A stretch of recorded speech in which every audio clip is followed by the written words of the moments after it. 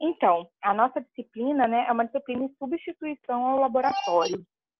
O laboratório, ele teve que parar, né, porque a gente não está tendo encontro presencial. E aí a gente teria uma disciplina teórica após o término, né, do laboratório. Então, o que a gente fez? A gente inverteu a ordem para poder otimizar o tempo, né? Então, o tempo que nós faríamos no laboratório, a gente passou para a disciplina teórica, para quando retornar a gente ficar só no laboratório, né? E aí a gente fez essa troca. Então, estou começando a disciplina. Na verdade, eu comecei ontem, né? Só que eu vou dar sempre aula quinta e sexta com o mesmo conteúdo, né? Porque a gente vai manter a divisão, porque quando retornar, né? Eu vou retornar para o laboratório com vocês, tá? Pode deixar de falarem, Bárbara, não tem problema não. O que eu fiz? Eu botei teu microfone no mudo, né? Eu coloco sempre o microfone de todos os alunos no mudo, porque aí vocês conseguem me escutar e quando vocês quiserem falar, vocês podem tirar do mudo, para tirar dúvidas, entendeu? E aí pode deixar as crianças, não tem problema não, tá?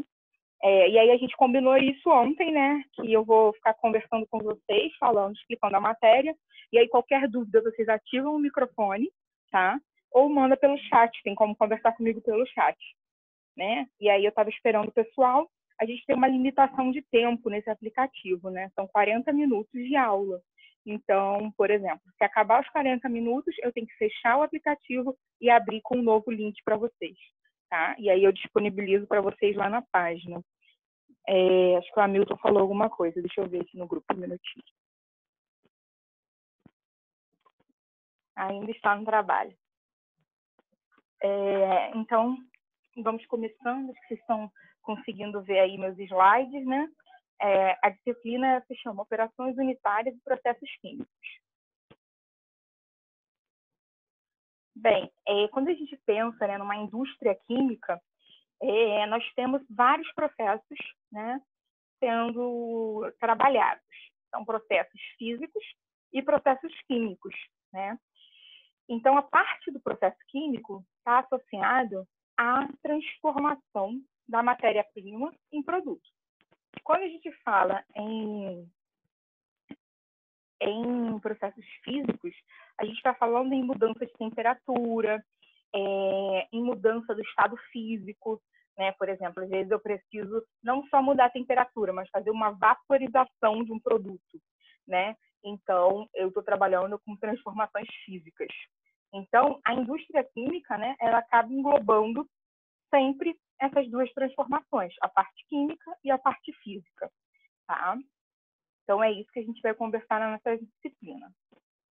Bem, quando a gente fala no conjunto de etapas, nessa sequência, né, que tem a transformação dessa matéria-prima que está entrando e no produto desejado, eu estou falando num processo químico, tá? Bem, o que eu vou precisar para ter um processo químico funcionando bem?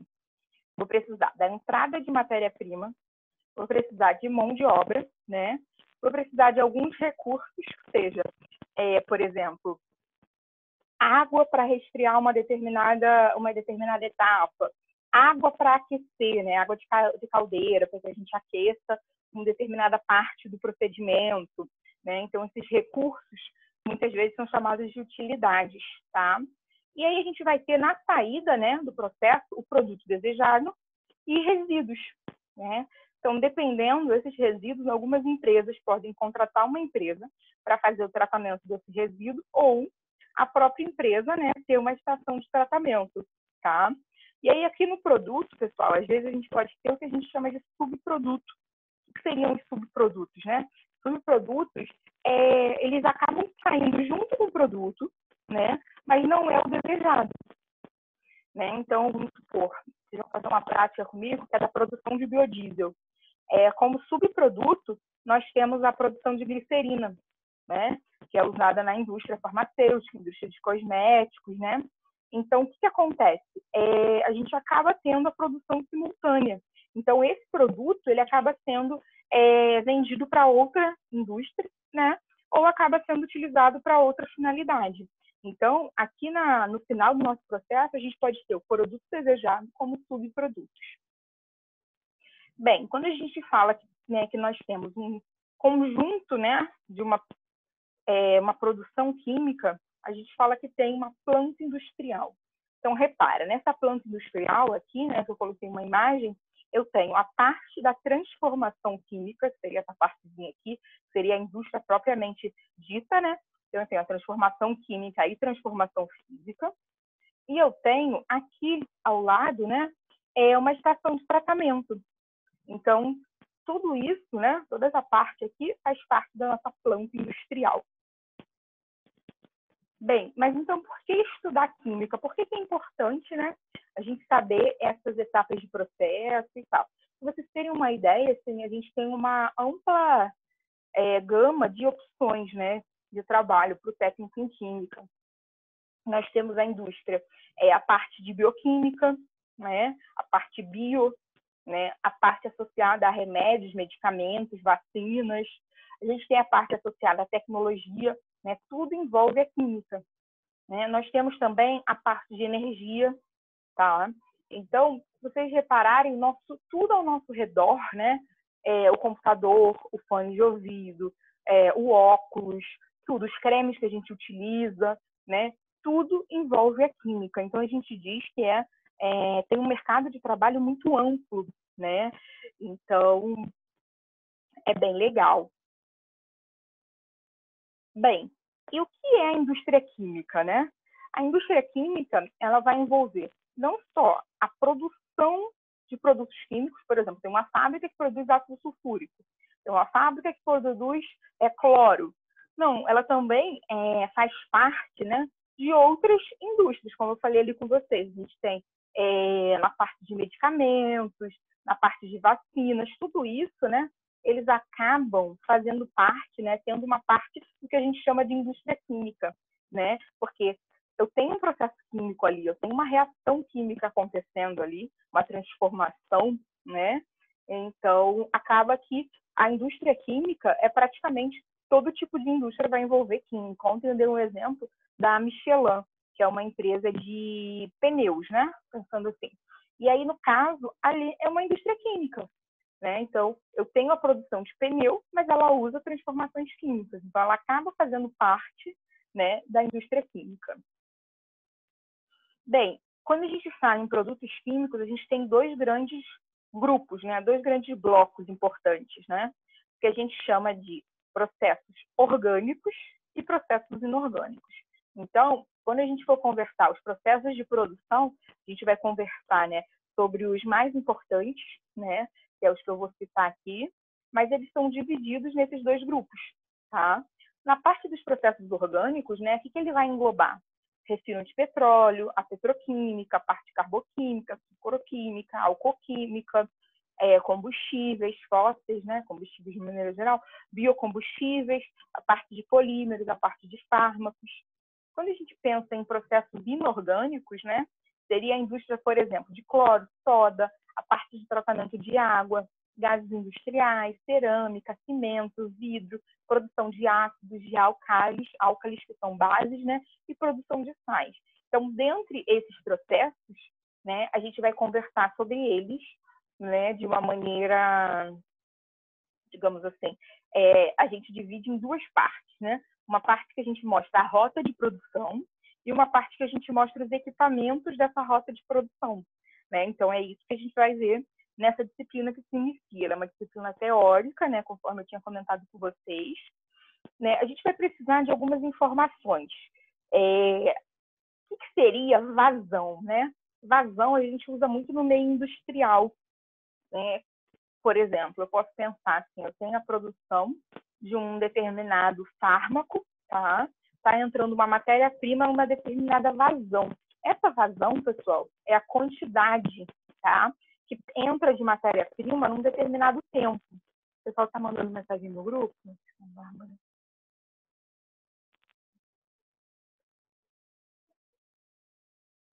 Pensei que você estava comentando alguma coisa, Bárbara, você não estava me ouvindo, algo do tipo. Então, acaba que a vazão ela é um termo muito utilizado e ela está associada, pessoal, à quantidade, tá, por tempo. Então, eu posso ter três tipos de vazão, né? O que a gente fala em vazão mássica, que seria a massa do meu produto no tempo.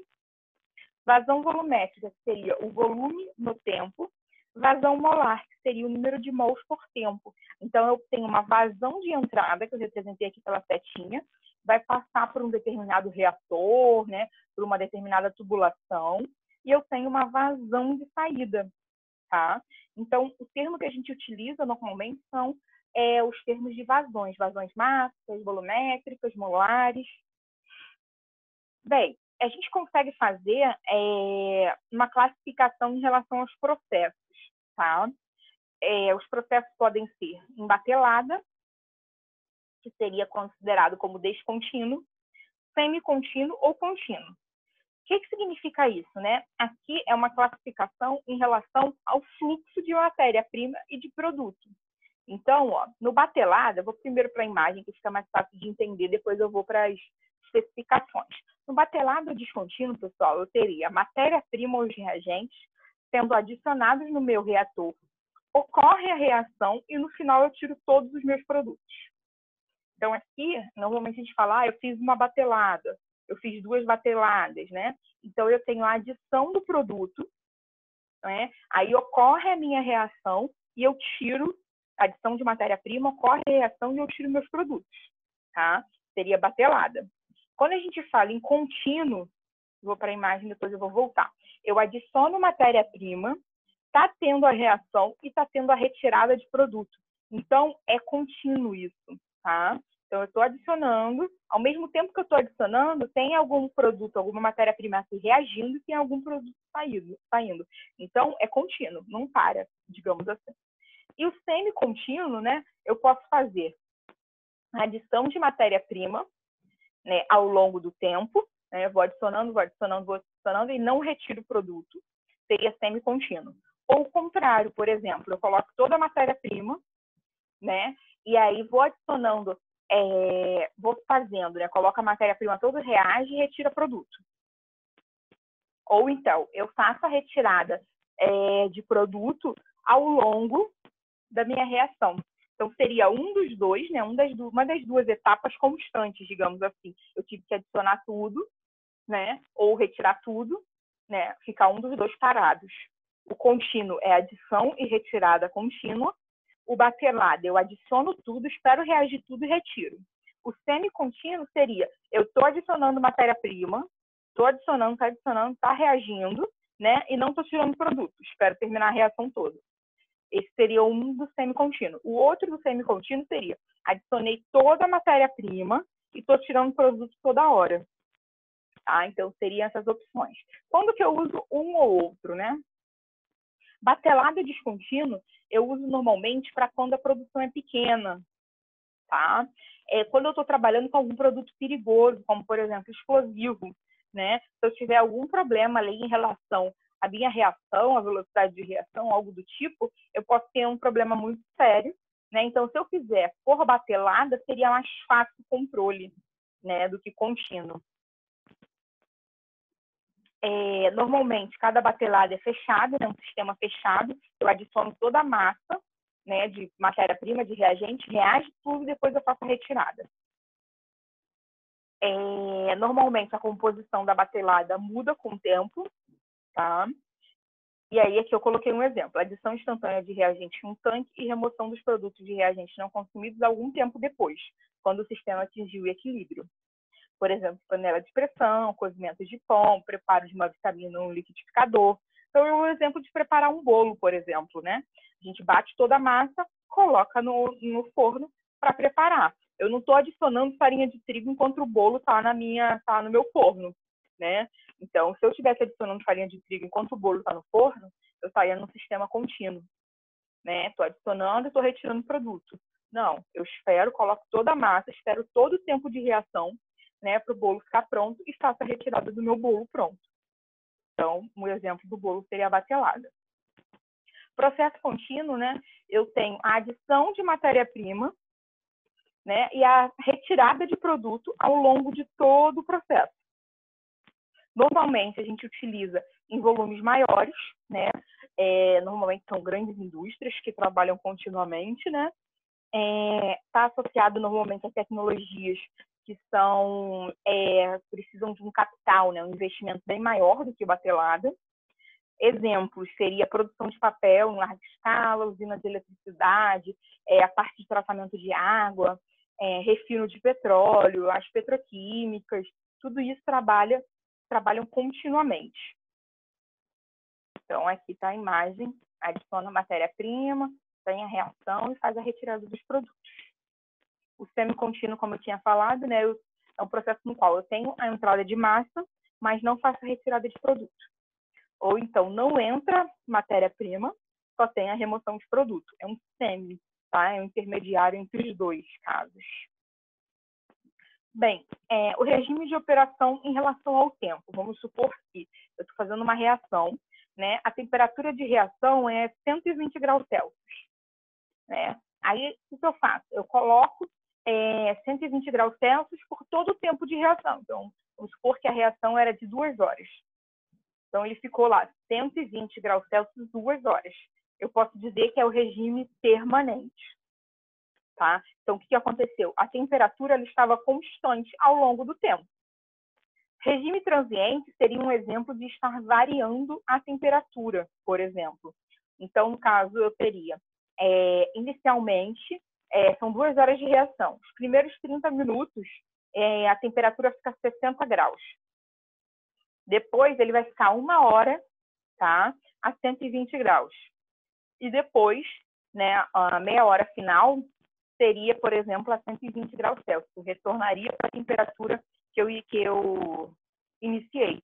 Eu estou variando a temperatura, estou variando um parâmetro. Então, eu posso dizer que o meu regime é transiente, tá? Gente, não entrou mais ninguém, né? Poxa, só tem vocês 3 mesmo.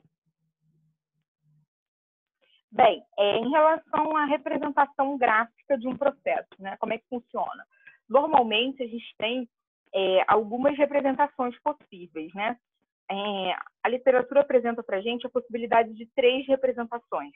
Uma bem simples, que vai colocar como se fossem caixas, né, retangulares, representando todo o meu processo, que é o que a gente chama de diagrama de blocos. Em seguida, uma mais elaborada seria o que a gente chama de fluxograma de processo, né? Ele vai detalhar um pouco melhor o meu processo. Então, seria, por exemplo, colocar uma informação, né, do equipamento, colocar os desenhos ali representativos do equipamento, colocar, por exemplo, vazões, temperaturas, né, dar um detalhamento da planta. E o último, que é o P&I, né, é um fluxograma, pessoal, associado a válvulas, a tubulações. Ele é super detalhado, tá? Então, ele acaba passando para a gente uma informação de controladores. Então, ele tem todo esse controle. O primeiro que eu vou apresentar para vocês é o diagrama de blocos, né? A gente coloca blocos retangulares, né? Mostrando todos os equipamentos, as etapas, tudo direitinho. Então, aqui seria a produção de benzeno, esse exemplo que eu peguei de um livro. Tem um reator, nesse reator entra tolueno e hidrogênio, né? Tem a reação, em seguida vai passar por um separador de gases. Tá? E aí o gás sai por cima, uma mistura de gás, por baixo sai uma mistura de líquidos, né? Mais pesadinho sai por baixo, mais leve sai por cima. E aí vai passar por uma nova separadora. Essa separadora vai separar o tolueno do benzeno. Então, o benzeno sai por cima, o tolueno, ele retorna, tá? Então, o tolueno que não foi convertido, né, ele acaba sendo reaproveitado, uma vez que ele é uma matéria-prima. Então, a reação estaria aqui, ó, tolueno mais hidrogênio, formando o benzeno, que é o nosso objetivo, né, e gás metano. Então, a gente acaba tendo aqui, gente, somente representações dos equipamentos principais, tá? E aí informações do que está entrando, do que está saindo, é bem genérico. Bem, o fluxograma de processo, como eu tinha comentado, ele vai apresentar representações, né, dos equipamentos, ele vai apresentar informações mais detalhadas, como assim? Ele vai colocar, por exemplo, as vazões de entrada, ele vai colocar quanto de energia está sendo utilizado no equipamento, ele acaba dando um detalhamento maior, tá? Então, aqui seria, por exemplo, o fluxograma de processo. Então, aqui nós temos, né, representações. Está entrando o tolueno, está entrando o hidrogênio, eles passam por um vaso, aqui vai ter um trocador de calor, vai passar por um forno antes de chegar no reator. Repara que eles têm alguns controles, mas são controles básicos, tá? Então, ele acaba mostrando equipamentos que não estavam aparecendo antes. Esse vaso não aparecia, esse compressor, né? Esse outro vaso aqui também não, esse também não. Aqui a separadora que nós vimos, a gente tem representação de bombas, né? Tem as linhas todas com informações numéricas, né? Essas informações são para a gente ter um detalhamento melhor, né? E a gente poder localizar qual é a etapa do processo que a gente está trabalhando, tá? O P&I, que é Piping and Instruments, ele vai mostrar, pessoal, todas as válvulas, todos os instrumentos. Então, ó, esse aqui é o processo todo. O próximo que eu vou mostrar para vocês, o P&I, ele vai mostrar somente esse trechinho aqui, ó. Então, repara que esse trechinho aqui, tá, da torre 101, para vocês verem como vai ficar detalhado. Olha só, a torre 101 está aqui. Então, ele está me mostrando, ó, esses balõezinhos redondos, eles são os controladores. Vamos pensar assim, ó, eu tenho uma torre, eu não posso deixar essa torre secar, tá? Então, é importante eu ter um controle de nível da torre, né? Então, o que vai acontecer?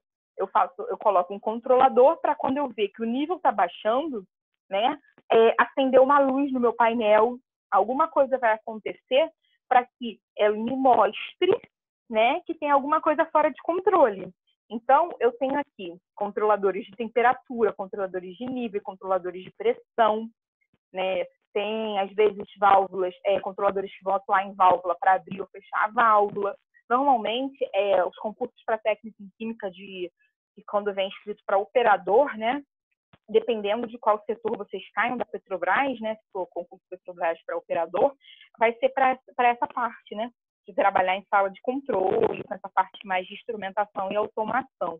E aí, normalmente, né, o que o técnico em química faz é olhar esse fluxograma e ter uma ideia do que está acontecendo, de qual o processo ali de produção, né? Mas não vai construir esses fluxogramas. Quem constrói esses fluxogramas são os engenheiros químicos, tá? Eles que vão projetar esses equipamentos, fazer toda essa parte.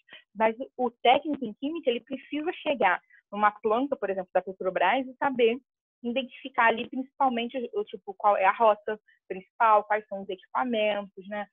Por que tem esses controladores ali. E aí a importância dessa disciplina de agora, né? Que a gente vai começar, que a gente está começando. Porque ela vai mostrar para vocês qual a função de cada equipamento desse, tá? E aí essa é a importância dessa nossa disciplina. Aí eu vou falar agora de alguns exemplos, né? De alguns produtos químicos que a gente acaba utilizando vamos utilizar na nossa disciplina, tá? Por exemplo, o tratamento de água, né? A gente vai conversar no tratamento de água sobre a produção de cloro, a importância do dióxido de cloro. A primeira etapa, né, que aqui eu coloquei como cloro e dióxido de cloro, nem é a primeira etapa na estação de tratamento, né? Mas aqui, digamos, na primeira parte da imagem, né? Ela vai funcionar, pessoal, fazendo a desinfecção da água, tá? Então, a gente vai trabalhar com a indústria de cloro.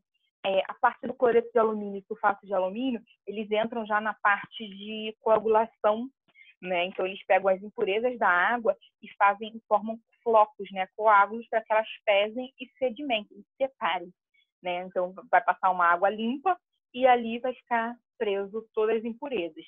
Carvão ativo, né? Vai estar trabalhando, retendo alguns poluentes, né? A gente chama de micropoluentes.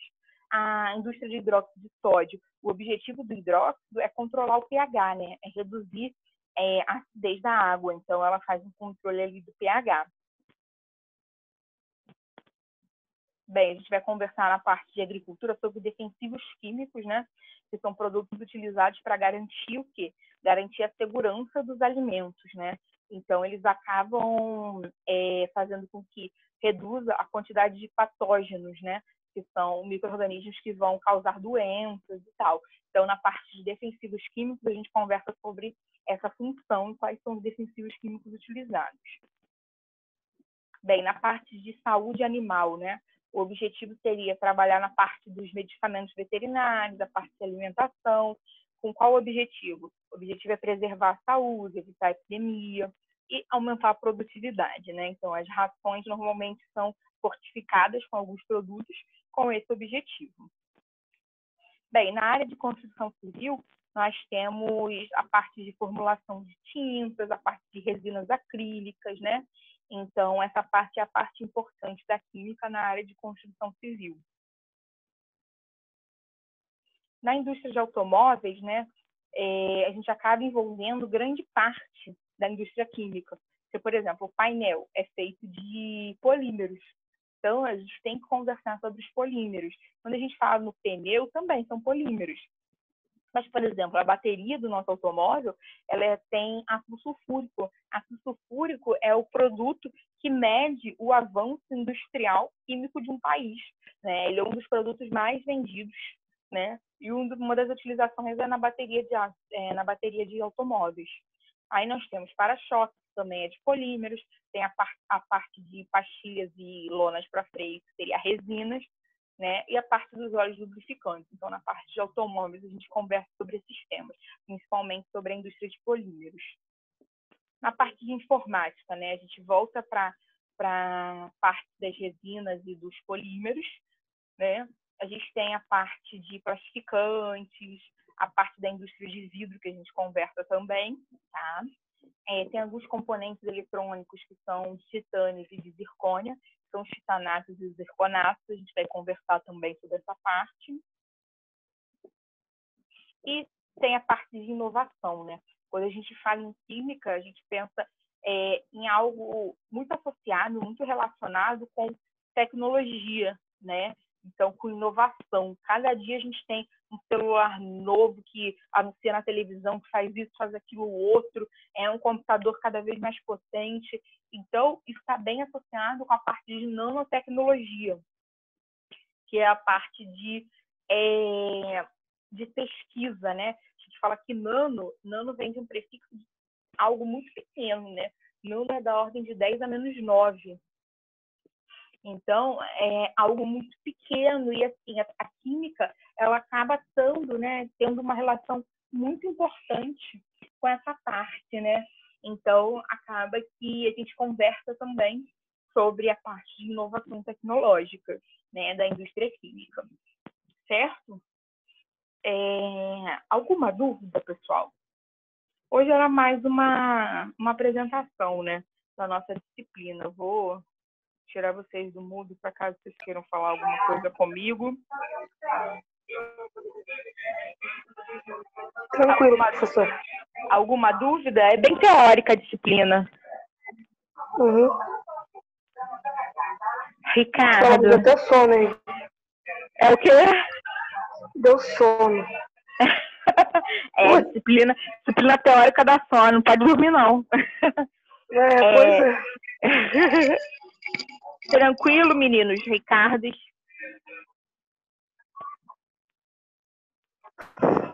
Pode deixar comigo. Dúvidas? Não, né? Não? Beleza. Então tá, vou disponibilizar esse videozinho lá no Google Classroom e semana que vem a gente se encontra de novo para dar continuidade à nossa matéria. Tá bom? Se cuidem. Tá bom. Fiquem com Deus. Boa noite. Boa noite. Tchau, tchau, meninos. Tchau.